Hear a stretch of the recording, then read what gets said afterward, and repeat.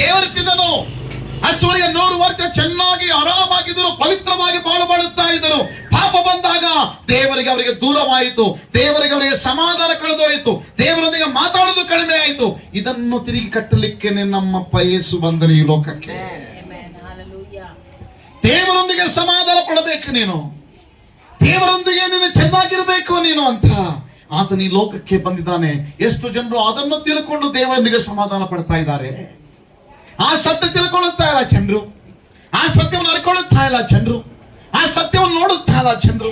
Christmas ಅಂದ್ರೆ ದೇವರೊಂದಿಗೆ ನೀನು ಸಮಾಧಾನ ಪಡಿಸಬೇಕೆಂಬುದಾಗಿ ನಾವು ಯೇಸು ಹುಟ್ಟಿದನು, ಅದನ್ನು ತಿಳ್ಕೊಳ್ಳುತ್ತಾರೆ. ಅದಕ್ಕಾಗಿ ಅಂಡರ್ಸ್ಟ್ಯಾಂಡಿಂಗ್ ಆಗಿ ಕ್ರಿಸ್ಮಸ್ ಅನ್ನು ಆಚರಣೆ ಮಾಡು.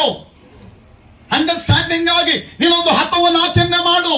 ಯಾಕೆ ಹುಟ್ಟಿದನಪ್ಪ ಅಂದ್ರೆ ದೇವರೊಂದಿಗೆ ನೀನು ಸಮಾಧಾನವಾಗಿ ಜೀವನ ಮಾಡಬೇಕೆಂಬುದಾಗಿ. ನಾವು ಮನುಷ್ಯರ್ರಿ, ಪಾಪ ನಮ್ಮಲ್ಲಿದೆ.